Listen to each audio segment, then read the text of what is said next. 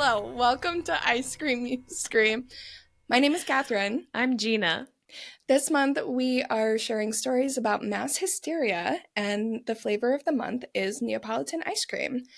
Before we jump in, if you are enjoying the show, we would love it if you left us a 5-star review or just told a friend about it real quick and let them know that you enjoy us so that they can enjoy us too.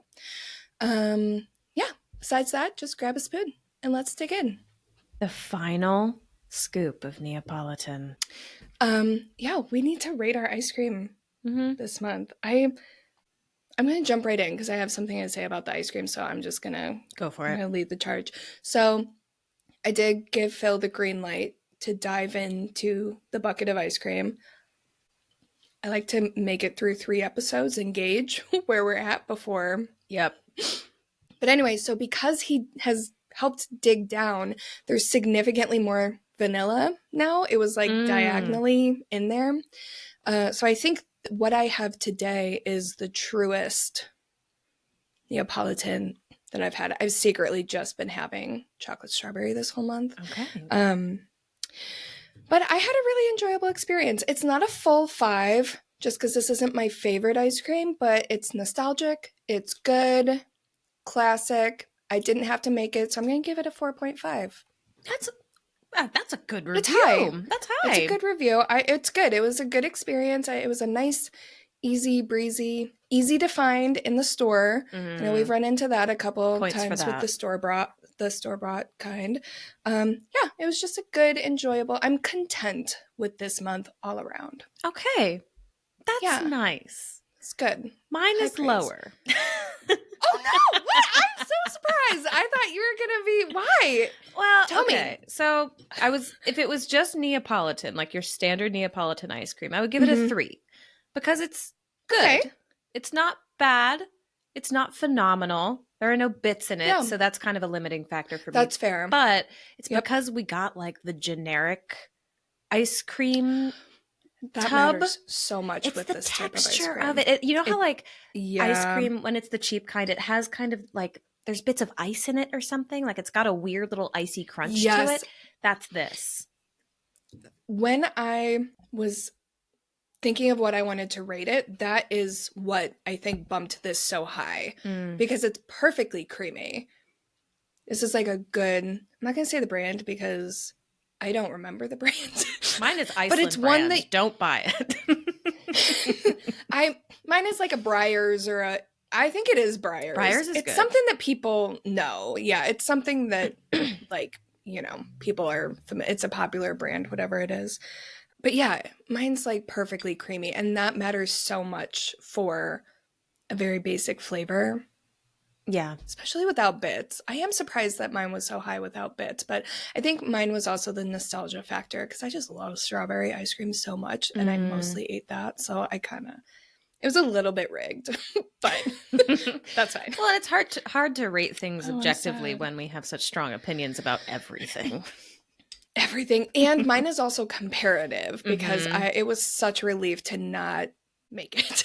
Yeah, that was nice. It was so nice. Yeah. Oh, I'm sorry that yours wasn't. It's okay. But you didn't think it was like bad? It was just no, it's not average. Bad. It's like average, maybe slightly below average, like maybe a 2.75 if I'm being harsh, but I'm in a generous mood today. It's like if an A student got a C. C is not the worst thing in the world, but like you can do better. You're better than that. That's what my mom told me every day in high school. Listen, my parents finally fucking learned that maybe I'm not a straight A student. Like sometimes math is just fucking hard, and like I got A's and B's in English, and those are the ones that we hold on to and remember fondly because the rest of my grades were not great. I did try. I really did. Yeah, chemistry and physics will forever be my enemies. Oh, we should talk about what next month brings. I was just going to say that, but I didn't want to steamroll in case we wanted to talk about fucking science. I have a lot to say about physics. That's another time. I think I announced last time, so do you want to do the honors? Or do you want me to? I could do the honors. Yeah. Okay, so next month we're talking about creepy kids. all kinds of stories about Yay! creepy little guys. That's what we're going to be. And Creepy girls. children. Yeah, creepy children. Yeah. That's what we're going to be talking about. And we're going Yeah. with like kind of an abstract ice cream flavor. The prompt is just your favorite childhood ice cream. So are we sharing now what we're going to be doing? Because I'm really curious about yours. No, because I am between two. I might have to do a theme. I might not do the same flavor the whole time. Oh, I love that. Like a medley? Maybe, depending on your thoughts on that. Because Yeah, why not? It's I've narrowed it down to two, and I'm genuinely I'm gonna have to give an honorable mention to one if I choose just one because they're so close. Okay. I'm leaning towards one, but it's more work. I'm gonna have to do an amount of making it. So we're like deciding how we feel about that over here. Mine's gonna make a lot of sense once you know what it is, though. Like knowing me now, you're gonna be like, "Oh yeah, duh." Is it just Cherry Garcia? No, but I thought there was a cherry related one that was in the running, but I didn't like that one until I was a little older. See, that was my issue. The one that Yeah. I pick, or the one that I'm going to pick, is not an ice cream that I eat very much anymore, but I loved it when I was a kid. Same. I haven't had it in so many years. So I'm very excited for next month. Me too. I'm very excited to get recording on that one. I'm also very excited for the stories because I'm going to be sharing a lot of my own personal stories in our episodes because I have so many creepy kid stories. I've been babysitting since I was in 4th grade, and then I worked as a nanny full time throughout my 20s. So like, if anyone loves a creepy kid story, I have all of them. I'm so fucking excited for next month. But yeah, come back next week if you want to find out what fucking ice cream we're eating because we have no idea. I'm excited. Cool. I do. I have to bug you now because you watched a movie that I'm very excited to hear your thoughts on. I did. Yes. Gina watched The Blair Witch Project, and she texted me immediately after watching it, which was like a week or two ago. Like shortly after we recorded last episode, she was like, I watched Blair Witch, but I'm not going to tell you what I thought because I'm going to tell you on the podcast. So I'm ready. So despite sending a text that made it sound like I was preparing something to say in this portion, I didn't really. What I did do was as I was watching it, I took notes on what I was thinking so I can read you some of the notes. Beautiful. Okay. This is exactly what I didn't know I wanted. So if you haven't seen Blair Witch, this might not make a whole ton of sense. But I don't know, maybe skip 30 seconds. Or maybe it will. I don't know. My first bullet point was, OMG, it looks like they're going to have so much fun.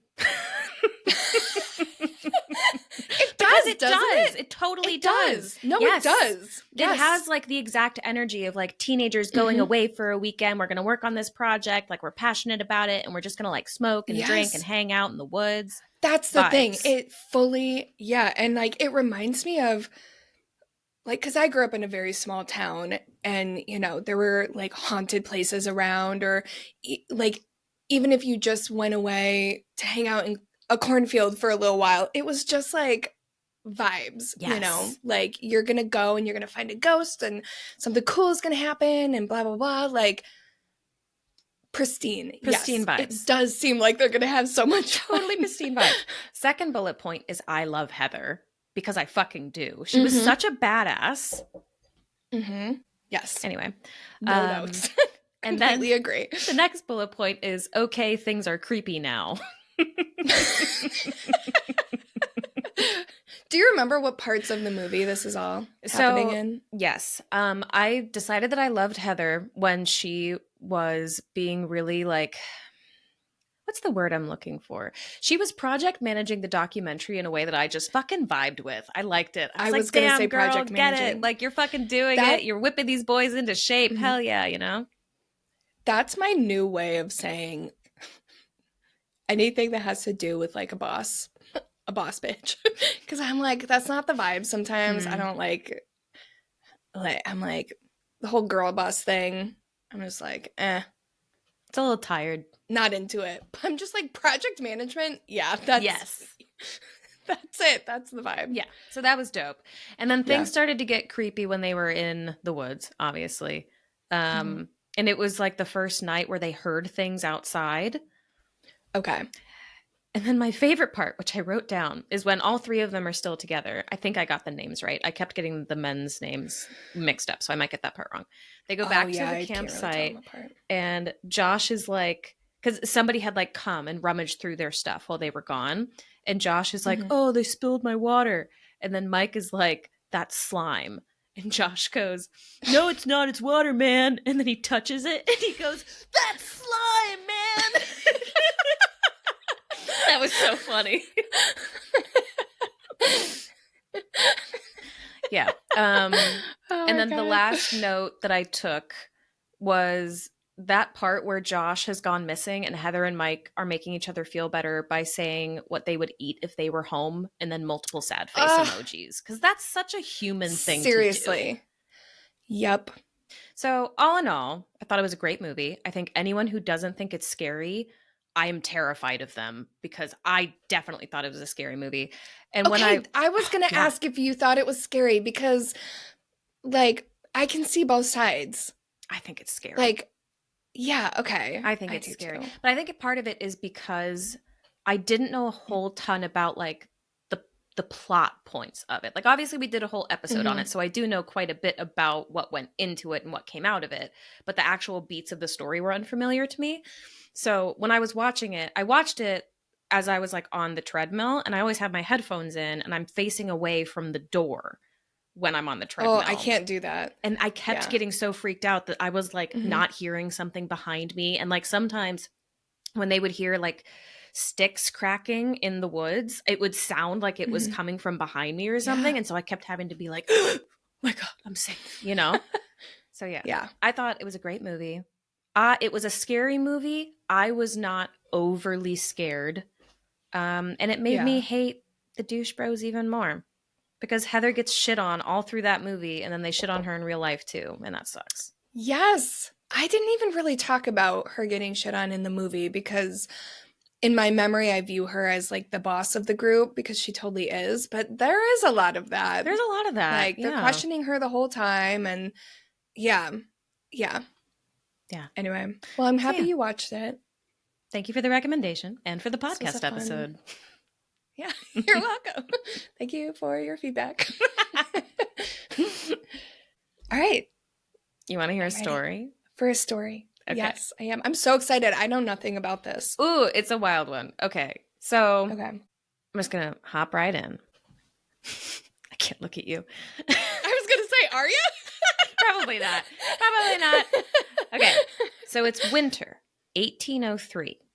We're in a quiet village on the outskirts of London called Hammersmith, which is being plagued by a ghost. According to the locals, it's dressed in white, very tall, and it's been attacking people in the dead of night. What happens next would leave one man dead, another on trial, and would completely break British law for the next 2 centuries. Give or take a couple of decades. I rounded up on that. Anyway, today we're talking about the Hammersmith Ghost Panic, which is one of the weirdest and also most important cases in British legal history. Trigger warning, there is some death. I do mention a suicide. If you don't want to hear about that stuff, it's totally cool. Skip this one. We'll catch you on the other side. So let's get going. Like I said, we're in Hammersmith, which back then was a small village on the outskirts of the city. It's November 1803. By the way, I'm going to try out speaking in present tense when I'm telling this story, so I might fuck up and accidentally switch to past tense. Just ignore it. Love it. Cool. Fully ignored. I just want to see how it feels. Cool. Okay. So the trees have turned. There's a chill in the air. Everyone's like eating soup and drinking pumpkin spice lattes and shit because it's fall. It's the perfect time of year for a ghost story. Or at least I say so, having like not experienced a mass panic about ghosts. Reports are starting to surface of a ghost seen haunting the area around the local churchyard, and villagers say that it appears every night at exactly 1 a.m., which, as a side note, is not actually true based on real witness accounts, but this bit is something that comes up all the time in retellings of the story. We'll get a little bit into why later, but it's just like very creepy, very scene setting. Okay. So some people just see the ghost. Others say that it attacked them. And as these stories start to spread through the community, encounters with and descriptions of the ghost start to get a little disparate. There's not like one version of what this ghost is. Some say that the ghost is covered in a white linen cloth, like bed sheets with eye holes kind of thing. Like classic ghost Very costume classic, like situation. children's Okay. ghost costume thing. Interesting. Other people say that it's wearing calf skin and that it has huge horns and huge glass eyes. So, like, Those are wildly two different. Very different things. Yeah, very, very Yeah. different.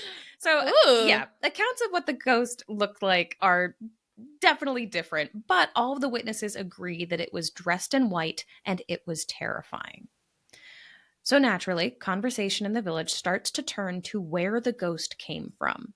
And again, we get varying stories. Some think that it's just an omen of doom, like something bad is about to happen. Others think it's the restless spirit of a local man who cut his own throat in 1802. Yeah, Ooh. rough. And he was buried Oof. in consecrated ground, which was a big, big no-no at the time because suicide was a big old sin. And if you bury someone like that in a churchyard, the rumor goes that their spirit will be doomed to wander the earth for all eternity. So, creepy, spooky.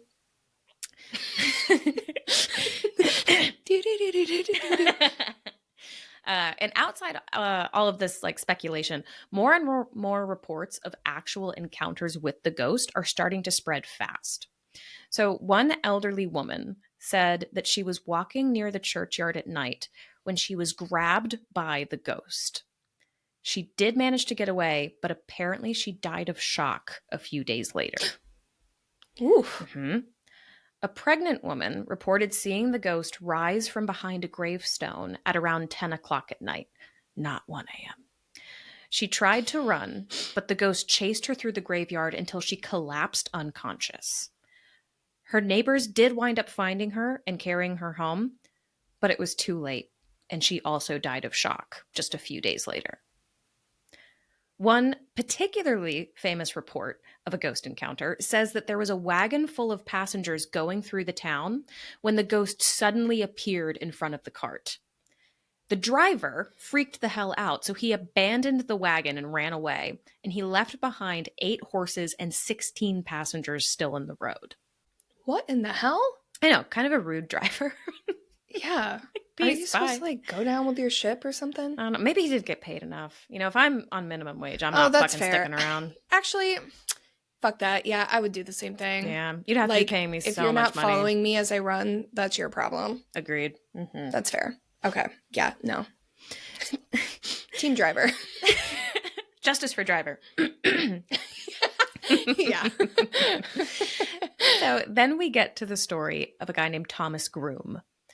At around 9 p.m., Thomas is walking through the churchyard with a friend when the ghost rises up from behind a tombstone and grabs him by the throat. Mm-hmm.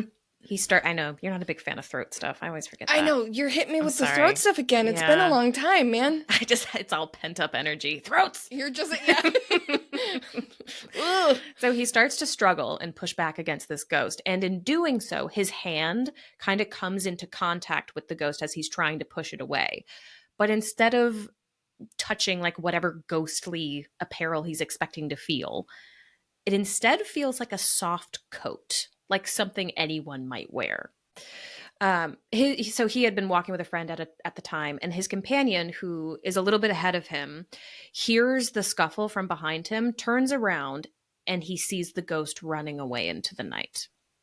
And finally, we meet William Girdler, a night watchman who spots the ghost on December 29th. It doesn't matter how many times I say the name William Girdler. It's funny every time. Yeah. It's a great name. So when he sees the ghost, he immediately starts running after it. But before he can catch it, the ghost throws off its shroud or sheet or whatever it's wearing and vanishes into the night.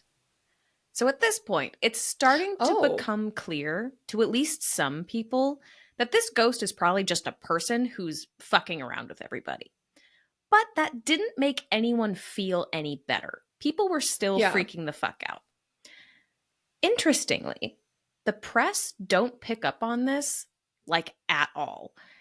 It might have been because Hammersmith was a little bit away from the city, like it just wasn't front page material type shit. But the lack of press coverage meant that this fear, this panic, didn't spread through headlines. It spread through word of mouth, like your neighbor's sister's brother's cousin saw something type of deal. So it was not a centralized story. It was not a controlled story. And there was no version of events that everyone could agree on, which meant that it turned into kind of a shape-shifting, amorphic, very personal fear for people. Which, apart from being the reason that we see conflicting reports about the ghost, like the whole appearing at 1 a.m. thing, it also just kind of makes it scarier, in my opinion. Like, there is no one source that people are going to for information on this. It's all in people's minds and in the relationships with each other. And as we know from our Ghost Watch episode, throwback, social contagion is a real thing. So people are getting worked up, which means everyone else is getting worked up, and it just spirals from there. It just sounds like a shitty situation. Well, and there's also that element of like urban legend. Is this even real to begin with or not? And that makes things scary too. Like, what do I believe? Yeah. Yeah. Yeah. That's interesting. Yeah. So Hammersmith residents become increasingly anxious, and a lot of them just start avoiding going out at night altogether. So the villagers decide that enough is enough, and they form citizen-based armed patrols. Now, if you're wondering why the police were not patrolling instead, it's because London actually didn't have an official police force back then. Oh, really? Yes. Okay, thank you for that reaction. What year was because this? It was 1803 to 1804. I feel like, what? Okay, That's so weird. There's a reason. I also was like, what? That's weird. So I looked into it. The reason why is because the idea of an armed police force was very controversial back then because it felt very oppressive. The British government and the British government and a lot of the public thought that an armed police force would be way too similar to having like a standing army on everyone's doorstep.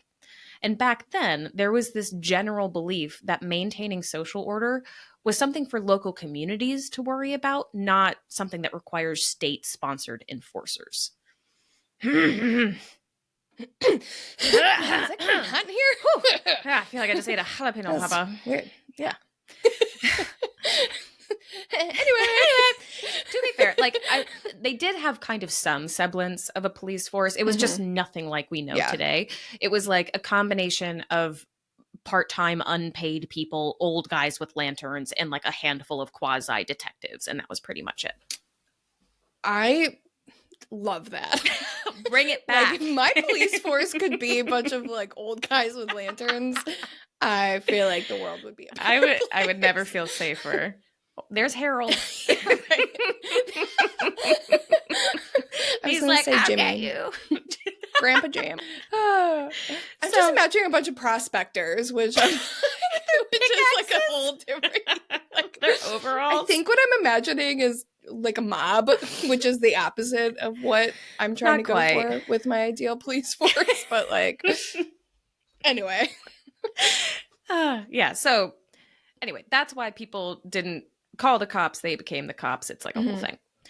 So it's January 3rd, 1804. The ghost has been plaguing Hammersmith for months now, and it shows because people are freaked. A night watchman named William Girdler, same William Girdler from earlier. I just love how somehow this name rhymes with everything. Like, even though it doesn't, it feels like it does. It was made for a Dr. Seuss book. Girdler? Yes. I don't even know. You know, like Dr. Seuss says. Stop it! You know, according to Dr. Seuss. Anyway, so our boy William is doing his rounds as part of the citizen patrol when he runs into 29-year-old Francis Smith, who is also doing his rounds with a loaded shotgun. William is like, hey, Francis, sup, dude, you do your route, I'll do my route, we'll link back up at like 11 p.m., pip, pip, cheerio, whatever. And before they part ways, I thought this was so cute. They agree on a little password so that they don't accidentally think that the other one is a ghost. Yeah. So adorable, ominous, Yes. all of that. Yes. So Francis and William split up.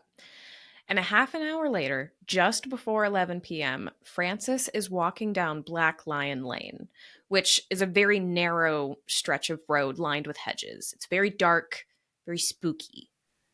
And then he sees something. He sees a figure dressed all in white walking towards him. Francis is immediately like, oh, fuck this. And he calls out, "Who are you and what are you? Damn you, I'll shoot you." And then he does. He fires at the figure and the shot hits it in its lower jaw before it drops to the ground. William is wrapping up his route nearby, and he either like hears the gunshots or he like sees that there's a commotion or something. So he books it back to find Francis completely freaking the fuck out. Francis is like, "Oh my God, I think I just shot the ghost. Holy shit, holy shit." Because Francis is like a pretty gentle guy. Like he's just kind of a guy who wanted to like protect his community and stuff. He's not like a big rah-rah, shoot everything that moves, despite the fact that he did. Anyway. Yeah, I feel like he's reacting the way a normally operating human should act if they've just shot someone in the face. Yeah. It should be an alarming thing. And at this point, they haven't gone over to look at like whoever or whatever was shot yet. They're just like freaking out in the street. Mm-hmm. Meanwhile, a few locals also heard the gunshot from a pub down the street. Fucking classic. And they join Francis and William. So now they have like a little group of guys together kind of freaking out, wondering what's going on. And they walk over together to the crumpled figure on the ground. But when they get there, they see that it's a man.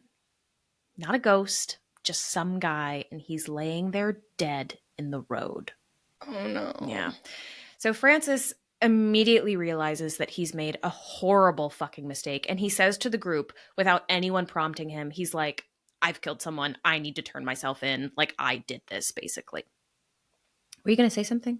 No, okay. I cannot stress enough how on the edge of my seat I am right now. I'm like, what the fuck happens And next? then the ghost comes and they all have a Macarena party. That's not what happens.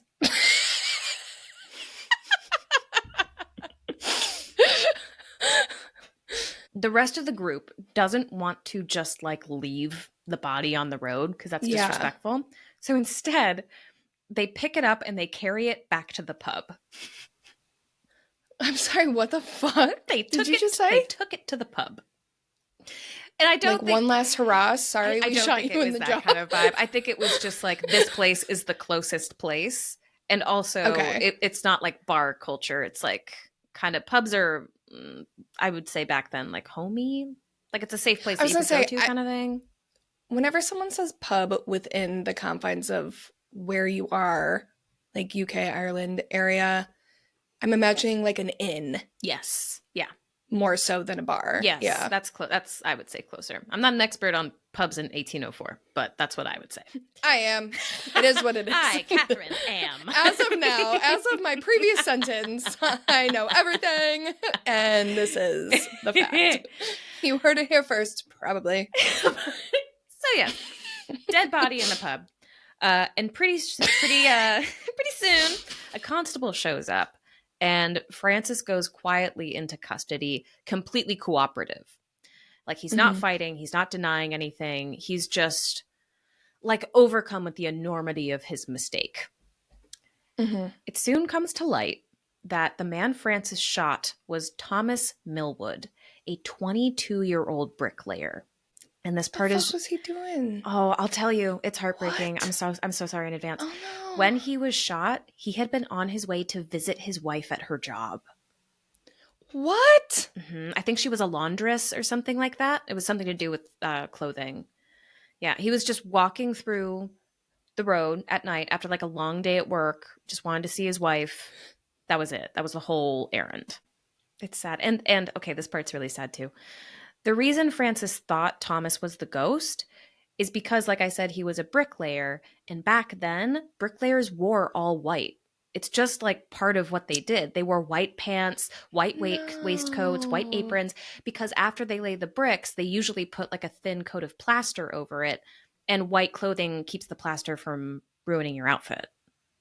So he wasn't dressed as a ghost At at all. all. He was just wearing his like work uniform. Mm-hmm. What the fuck? And apparently, before he went out that night, his sister had warned him to put a coat on over his work clothes, specifically so people wouldn't think he was the ghost. Wait, I hate that. I know, it sucks. Okay, you gotta continue because I'm so sad. Okay. I'm just gonna be sitting here. I have questions, but they're not. They'll come up. You'll answer them. What if I don't? What are they? Then I'll ask you later. It's Okay, fine. yeah, I know where to find you. Yeah, time is linear. Okay, good point.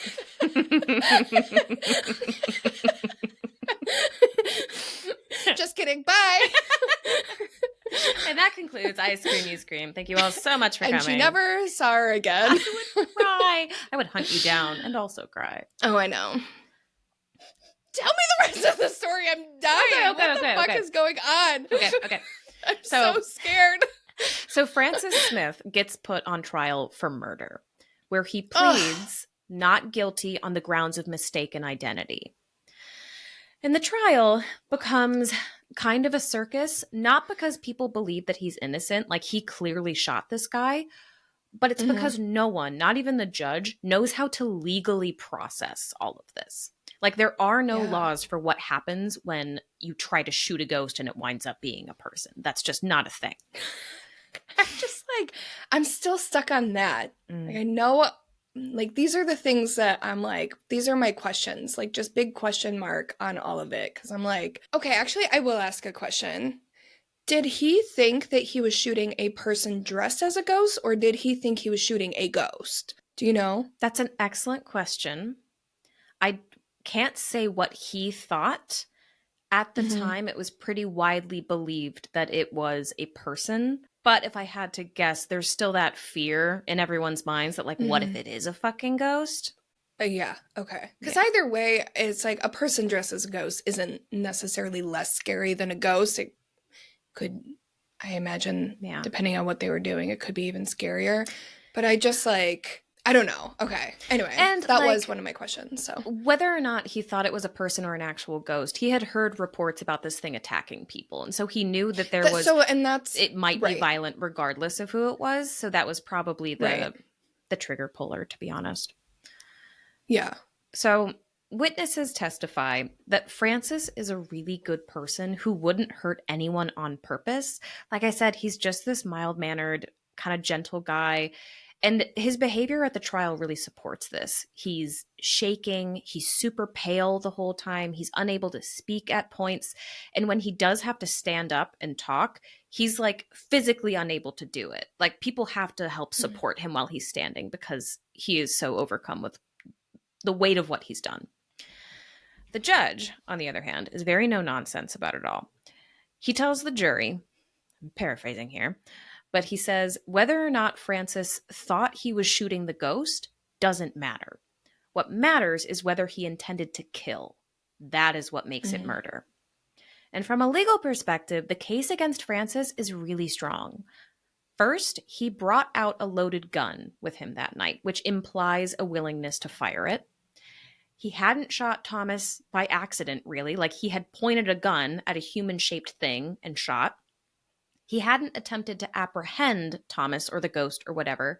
He hadn't been provoked in any way. And even if he had seen whoever or whatever the real Hammersmith ghost was, which we know at this point, like probably just a person, that person would get at most a misdemeanor, not capital punishment. So it's like, any way you look, this is just kind of like, oh, you really shouldn't have shot anybody, Francis. Anyway, this does not look good. Damn it, Francis. Damn it, Francis. So the jury takes all of this into account and comes back with a verdict of guilty of manslaughter. And the judge is like, absolutely not.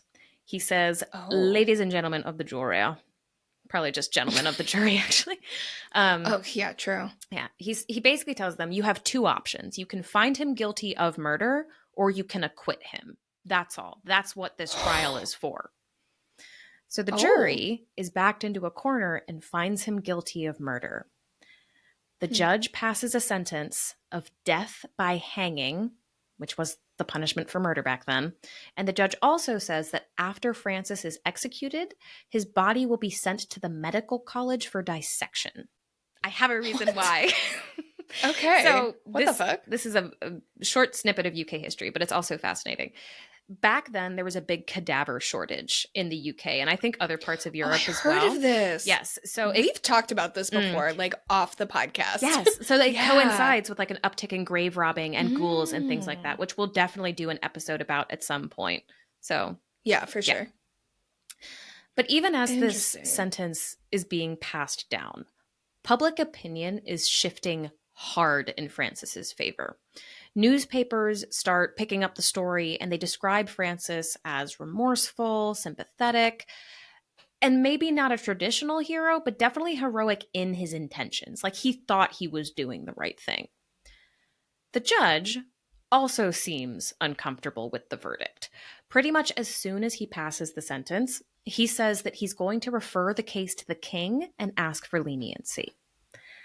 And he did. This is so... Wasn't he the fucking one that was like, no, you gotta... But I think he was trying to obey the letter of the law, which is that if you're put on trial for murder, you're either guilty of murder or you are not guilty of murder. And if you are guilty, the punishment is death. I see what you're saying. Because that mean? was the official... Was that the... I mean, why couldn't they just charge him for less then and put him on trial for... I don't know why they did. Rule followers bore me. Like, there's so many options. Like, life is not just black and white. Like, you made these rules. You are the one upholding them. Like, why are we acting like it's some big... I don't know. Anyway. Oh, wait till you hear the fucking... Yeah, it takes forever. I'm not a fan of this judge. To get this figured out. So, judge asks for leniency. Okay.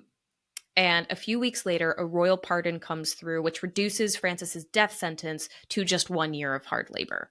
Which, like... still sucks, but it is not as bad as being hung and then even dissected. There's like a lot of things in between those two things. Yeah. Like, what? Yeah. Wild. Okay. And in a way, like this act of mercy became a very big part of the Hammersmith ghost legacy because it was a moment where, like we're saying, the law technically worked, but the public recognized that we really needed a more humane outcome here. Even if no one could quite agree on where to draw the line, they all knew that the line had been crossed wherever it was. So it's time for the Scooby-Doo unmasking of who the actual Hammersmith ghost was. Oh, yeah. Okay. I didn't know if you knew or not. That was one of my questions. We do know. Yeah. Okay. So after the trial wraps up, like I said, the newspapers had picked this up. So this was like a really big story in the press. A man who was riddled with guilt came forward to confess. His name is John Graham, and he's an elderly shoemaker from Hammersmith. What? A little shoe guy? Little shoe guy. Little Keebler elf. Did they make shoes? No, they make fudge. Who makes shoes?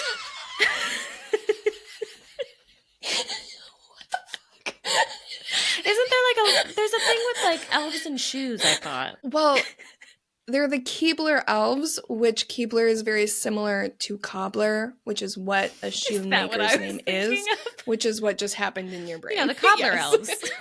Yeah, but they are like, their vibe is that of a cobbler. That's like part of their brand. They are like, as a cobbler would make shoes, the Keebler elves make fudge. Yeah. That's poetry, baby. That's beautiful. Love it. Okay, cool. So, yes, John Graham, little old shoe guy, he finds a magistrate and he admits that he's the one who's been dressing up like a ghost and scaring everybody. Magistrate is like, what the fuck? Why? Like, why would you do that? Yeah. And John says it was to get revenge on his impetuous apprentices. Apparently, his apprentices had been scaring the shit out of John's kids with ghost stories, so he decided to pay them back by waiting until they were walking home and then scaring them while wearing a white sheet. Oh my God. Mm-hmm. Yeah. The magistrate, again, has no fucking idea how to deal with this because it's like, what the hell? Yeah. And there are no actual charges for impersonating a ghost and accidentally, indirectly causing a death. So as far as my research showed, John also didn't confess to any of the physical attacks. We think that those were copycats kind of riding off of the panic. I don't think John is associated with like grabbing anyone by the throat or anything. So John Yeah. winds up getting released on bail, and there are no records of any consequences ever. Interesting. Mm-hmm. This is wild. Right? It's fucking wild. Okay, so Yeah. it does not end there. Like I said earlier at the top, this case, I probably shouldn't say broke British law because, there was law, but it created a significant challenge in the British legal system for almost 200 years. Because the question that it raised was, if you kill someone because you genuinely believe that you or someone else is in danger, even if that belief is wrong, can you argue not guilty on the grounds of self-defense?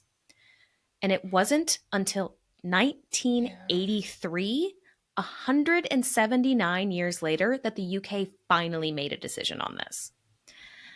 This is when the case of R.V. Williams Gladstone happened. And for a bit of background, in that case, a man saw what he thought was a physical assault happening, like somebody was dragging somebody else down an alleyway, and the person being dragged was like asking for help. So he stepped in, injured the guy who he thought was the perpetrator, only to learn that the quote perpetrator had actually been apprehending a thief, and it like was not a attacking someone situation.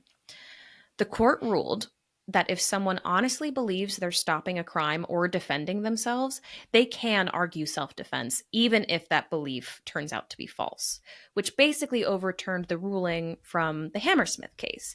And in 2008, it was finally written into law. So this is a ghost story that literally changed the law, which is very tragic, but also cool. Yeah. And you might think that that is also the end of it, but it's not. Ghost sightings continued in Hammersmith for decades after the shooting, and the reports of what this ghost looked like got increasingly insane. Like at one point, people were claiming that the ghost could breathe fire. Eventually, public fascination with the Hammersmith ghost gave way to a newer, kind of shinier story. Specifically, the public abandoned the Hammersmith ghost story in favor of a popular British folklore icon named Spring-Heeled Jack, who is a guy in a cape with red eyes who leaps over fences and spits flames and stuff, and we are absolutely doing an episode on him at some point. Oh my gosh, fun. Mm-hmm. So fun. Wow. But despite the public and the legal system moving on, there's still one piece of this story that lingers to this day. As I said earlier, after Thomas Millwood was shot, I mentioned that they brought his body to a pub. Specifically, that pub is called the Black Lion. And to this day, people say his spirit never left. Patrons report cold spots, flickering lights, the sounds of footsteps with no source, and some claim to see a man in white walking the halls, silent, confused, as if he's still trying to explain that he's not a ghost. Aww. And that's my story. That's so sad. I know, it's so sad. Yeah. That's interesting. I've heard of Black Lion Pub, probably just in the lists of travel destinations I have for us. Yeah. Interesting. That's wild. I know. Didn't expect any of this. It was wild. I think you answered all my questions. It was just the big ones were, did we know who did it, and basically what the fuck happened, and what is the story? I wish they had caught some of the copycats. I couldn't find any records of catching copycats. That was another question of mine. I forgot what my other one was, but that was another one, was because based on what you said about the guy and the one who died and who he was and what he was doing and his family and all that, I'm like, I don't believe that he would just go randomly be violent. Like, a copycat makes sense, especially when there is a panic. That is what happens. That's what I think it was. But like, I don't know. Still sucks. I imagine it would be difficult, especially way back then, to find a copycat, because all they have to do is stop doing it, and you know, that can be difficult. And it could be when it's like someone when the only criteria is dressed in all white and comes out at night. That could be anyone. Right. It could be so easy to pick up that mantle. Maybe we should stage the return of the Hammersmith ghost the next time you're on this side of the pond. Oh my God, can you imagine? We can share a sheet. I'm literally imagining us just like, what if we're like not even in a sheet? We're just like, hello. We could do the thing. It's me, the ghost. You remember me? We could, I'm back, bitches. We could do the thing where it's like two kids in a trench coat, but it's two grown women in a bed sheet. Two women in a bed sheet. That'd be creepy. Okay, another question I had was is this a neighborhood in London or a town outside of London? So it's in London. Okay. But it's kind of like, That's interesting. It's not in the middle of everything. It's still kind of right, out there. Well, you said it was out there, and I was like, I don't know if this was like in the countryside or just not, Yeah. I mean, it sounded like it was relatively populated, but I didn't. It's always hard to definitely tell in these old stories because population is so different. I know. Like a bustling city could have a couple thousand people. You know what I mean? So yeah, and it was really small back then. I know now it's busier. Like it's definitely. I'll put it this way: it's closer to the center of London than Richmond from Ted Lasso. Okay, you know what I mean. I just love the Ted Lasso reference. Like.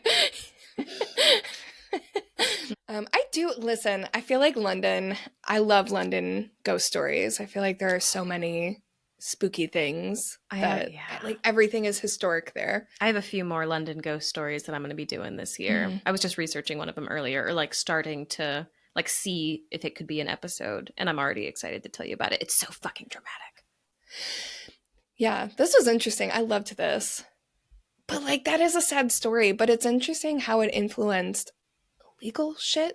Yeah. There are so many stories like that I feel like people just don't know. Greenbrier Ghost. It happens often. Mm-hmm. Yeah. Mm-hmm. But yeah, that brings us to the end of Mass Hysteria Month. I enjoyed this month so much. I did too. We got some really good ones. Yeah, I don't know if it's just because I'm getting more comfortable doing these episodes, knowing that people listen to us, or if I've been enjoying our topics more. But the last couple months have just been, I don't know, I just have been so really enjoying them. Yeah. I think part of the reason this one was extra fun is this was a last minute pivot. This wasn't originally on the schedule for this specific month. I feel like we rearranged things. Didn't we? Or am I wrong? Am I thinking of... No, because I can't remember what we were going to do. I remember you came up with this one. We were looking for I can't remember why we decided to change the topic, but it was like maybe 2 months ago that we decided to do Mass Hysteria. Yeah. Well, I don't remember what else we took away, but can I just tell people what we were going to do? But we were both too grossed out, so we decided not to. Yeah, I think it's fair. So we were going to do cannibalism. At a certain point this year, it was cannibalism. And I was strongly against it from the jump. And Gina was like, it'll be fine. Yeah, like, oh yeah, let's do it. Like, I think you had a story you wanted to talk about or something.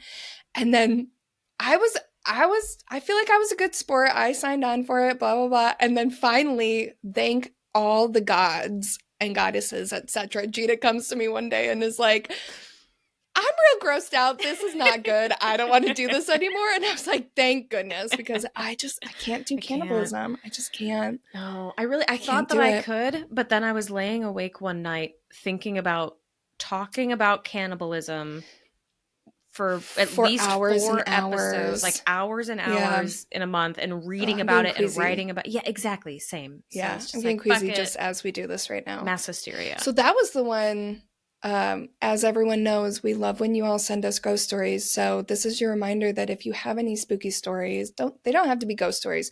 They could be stories about people in bed sheets. Just, I was going to say make it appropriate, but it doesn't have to be appropriate either. Yeah, we'll read those too. We're marked as explicit. Who cares? Make it smut. Yeah, send us smut. Just kidding. Unless you want to. I don't give a shit. Yeah. For our viewing pleasure only, that's fine. That reminds me. I have I'm so sorry. What? No, you go. You finish your thought. No, I was just going to say, so we our pal Brooke mentioned she was going to try to send us stories each month, and that was the one that we were like, God, I hope she doesn't have one for that. So, but we ended up not doing it because researching was just awful. Anyway, what were you gonna say? Speaking of listener stories, oh yeah, I have a few. Wait, Are you going to read them on this? I totally forgot. Oh, I'm so excited. This listener's story comes from a friend of the pod, Will. We were on an episode of his show Into the Darkness a while back. He also hosts a show called The Red Treehouse. We'll drop a link to the episode we did with him in the show notes. Wonderful guy. And he sent us 2 stories with some context before them. So I'm going to read them to you now. You haven't read these, right? Are you going in blind? I haven't read them. Okay, I sweet. purposely didn't because I'm excited to hear them. Sweet. All right. From you. Pre-story context. Every night before bed, I do a quick walkthrough of the house, turning off lights, locking doors, getting the dogs situated, etc. Growing up in New York City, we always locked everything and checked and double-checked to make sure nothing was open or cracked or unlocked. Even now, smart. Even now, living in a nice, quiet area with only cows and dead people as neighbors, I check everything. And then he has a subheading, which is "Dead people as neighbors?" question mark. I was going to say, are we going to get context? I hope he lives like near a cemetery. This is what he says. Sometime last summer, I put my home address into Google Maps and was surprised to find a cemetery icon about 100 feet beyond our property line. Later that night, me and the kids went out, hopped the fence, and found a series of grave markers in the dirt. Love that. Right? It was difficult to make out the names and dates, but at least one of the graves was that of a child who died sometime in the 1850s. The graves are about 20 feet from the fence and no more than 75 feet from the side of our house. We believe our house is haunted by 2 ghosts, and then a little question mark in parentheses. One is a little boy who catches us by surprise. We've seen him standing in corners or peeking around doorways. We call him Henry, and we mostly freak out because we're not expecting to see him. The other ghost, question mark, is much darker. He/it scares the hell out of us. We've run out of rooms, avoided going into rooms, etc. because his/its presence is scarier. Okay, now that you have that context, here are the stories for real this time. Story 1. Sometime back around the holidays, I want to say it was early December, I was doing my normal close-up routine before going to bed. Earlier that day, I'd folded a few loads of laundry on the dining room table where they were stacked neatly. Love that for you, Will. I wish I had that willpower. I know. After turning off the laundry room light and turning towards the kitchen, parentheses, I was standing in the entryway between the laundry room and the kitchen, end parentheses, I looked into the dining room, which was nearly pitch black. There, peeking over the stack of folded laundry, I saw the top portion of a child's head with the eyes looking right at me. In the blink of an eye, it was gone, and the chill, the fear, didn't hit me until I walked into the dining room, turned on the light, and no one was there. Ugh. That's so creepy because that's like, that could go with creepy kid month. Right? Because kids are fucking creepy. It could have been just one of his kids. It's fucking Henry. You know? Yeah. Yeah. Mm-hmm. Okay. Ooh. You ready for story 2? Yes. Okay. I think. When our family first moved into the house a few years ago, my daughter claimed the downstairs bedroom. I'm always the last one to go to bed at night and the first to wake up in the morning, usually around 5:45 a.m. Again, kudos, Will. That's massively impressive. My goodness, Will. I know. He's the best. One morning, I head downstairs to let the dogs out and make coffee, and I'm immediately annoyed that every light is on. I mean every light. Overheads, table lamps, floor lamps, television. I remember mumbling something to myself about these damn kids while going room to room turning everything off. Side note, in that moment, I realized I'm in danger of becoming an old man. Aren't we all? Aren't we all? After turning everything off, I let the dogs out, make my coffee, and sit down for a bit to read and relax before getting the kids up for school. This was the days before the Red Treehouse. An hour or so later, around 7:15 a.m., I start waking the kids up for school. After getting herself ready and before heading down to catch the school bus, my daughter says, "Dad, something weird happened last night." I said, yeah, definitely. One of you left every light on down here. In a moment that is lasered into my memory, her focus sharpened and she said, I don't know what it was, but it wasn't me. She then goes on to Whoa. tell me the worst, scariest story I've ever heard. Sometime around 2 a.m., she was jolted from sleep by someone knocking on her bedroom door, the one closest to the front door. She told them to come in, but the knocking continued for another couple of seconds before stopping. A few seconds later, it started again. This time, she walked over and opened the door. There was no one there, and every light was off. Scared, she jumped back into bed and put her AirPods in. A few seconds later, she heard knocking again, this time on the door that exits to the kitchen. Thinking it was one of her brothers, she walked over quickly and opened the door. There was no one there, and every light was on. Oh, I have full body chills. At this point, she was too scared to run up the stairs to our bedroom, so she just crawled into bed and tried not to fall asleep. Oh. After hearing this, I asked why she didn't call or text us to come downstairs, and she cooked us by saying she didn't want to bother or we wouldn't have come downstairs, which is only true because we keep our ringers on silent and we wouldn't have heard a message or a call come in. Can relate. Yes. Yeah, that's fair. The all lights on thing has happened 3 times since we've lived here. The most recent was back in March, which I shared when we recorded our Into the Darkness episode. Mm-hmm. I talk a bit about the second story and a few other strange things on the Red Tree House episode 6, My Haunted House, but all of it was before we discovered the graves. Okay, I'm done now. You're both awesome, and I hope these stories fascinate and freak you out. Can't wait to listen. We can't wait for you to listen, and Yay. I am so freaked out. I'm so happy that he gave context for the light thing, because when we were on, he was so blasé about it, and I was like, we're just gonna move back. Like, he told us a little bit. He told us one story on it, so that's fair. But I was like, I feel like there's more to this. Like, I have questions, you know? Yeah. So, yeah. Oh, that's horrifying. No. But I totally empathize with the, I'm just going to hide in my bed and hope that it doesn't find me. Oh, that's for sure. That's 100% what I would do. I used to do that all the time when I was a child. I've mentioned this before. I think during one of our sleep episodes, I would scream for my mom. Like, I would yell for her, but I would not get out of bed. Yeah. No way. No, me neither. You have to go through the scary part to get, that's not effective. If I can't see it, it can't see me. That's a physics I do understand. Truly. Have you seen that thing? It's like a tweet that has been circulating that's like, one time someone told me that, like, you're not in danger of getting attacked by a mountain lion if you can see the mountain lion, because if they don't want you to see it, then you're not going to see it. And then they're like, I've been afraid that I'm being hunted by a mountain lion every day since I heard that. Imagine that. That's how I feel about ghosts. Like, I almost feel a little comforted when I'm like, think I see someone or something, because I'm like, okay, you're probably safe then. You wanted me to see that. Yeah, okay. Right. Yeah. Yeah.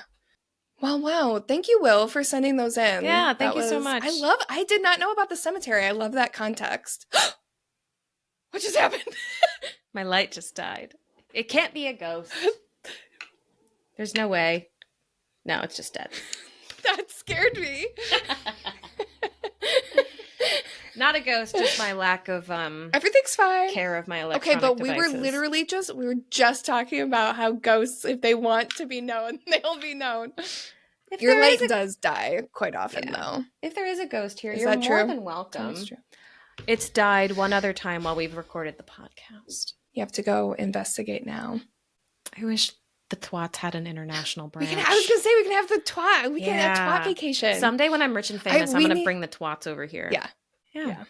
Anyway, so thank you all for joining us. Thank you, Will, for sending us a story. Call to action for all of you to send us stories, because I know so many of you have them because you tell me that you have them all the time and then you don't send them to me. So please do. I will not be mad. just disappointed if you don't send them. And we'll be actively happy if you do. Yeah. Not to guilt you into it, but maybe a little bit. You don't have to. We've just like worked really hard on this podcast. So. It's fine. It's fine. All right. Well, thank you all for joining us. Until next time, little spoons, keep it cool. Keep it creepy.